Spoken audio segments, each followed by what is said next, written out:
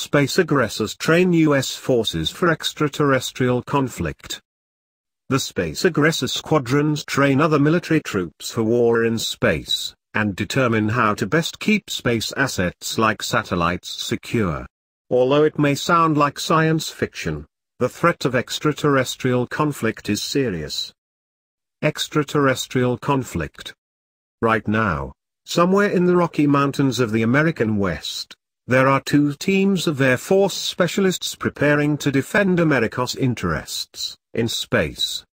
They are the 26th Space Aggressor Squadron, and the 527th Space Aggressor Squadron, and their job consists of training the rest of the military for any possible contingency involving extraterrestrial combat, and creating strategies to defend the security of any U.S. interests in space. In other words, they play the role of the bad guys on a potentially intergalactic scale, attacking and provoking U.S. troops in mock space battles, as foreign countries, and any other hostile power looking to threaten America in space. Space aggressors train troops to make strategic use of space resources, for example by engaging in brute force jamming, which uses satellite networks to transmit signals to make any original message unintelligible to outsiders. However, they also train U.S. forces to fight without space resources, such as GPS and satellite communications, to ensure that they can competently fight using inertial navigation systems, compasses, and maps. We study threats to the space realm, either coming from space or based on land, 26th SAS Chief of Training Captain Christopher Barnes told Seeker. If we can't directly replicate them with hardware, then we figure out if there's a software solution, or some way we can train people to the point where they can fight through them, if they have to, in a conflict. Security in space. Space aggressors launch simulated attacks and training exercises, but these space games are in response to security threats that are very serious.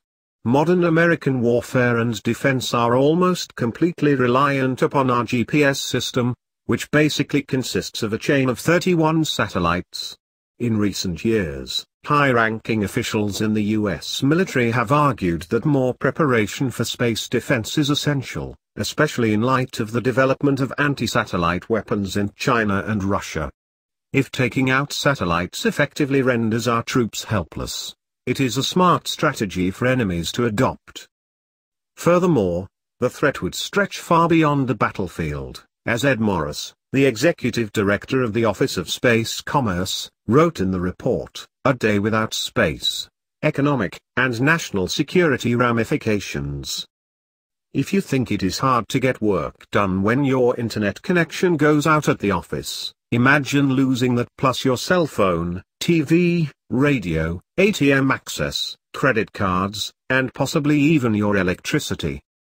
The threat of warfare and aggression in space, and the need to prepare for it, has been broadly recognized all over the world. An international group of lawyers is now drawing up the first body of law to be applied in space. Based largely on existing principles of international law, the work that results from the coalition's efforts will be called Manual on International Law Applicable to Military Uses of Outer Space. How it will apply to Earth's various nations is as yet undecided, but for it to work, nations like the United States will have to choose to participate. Much like the United Nations, without participation and commitment from member states, international law, whether applied on Earth or in space, is unlikely to prove effective.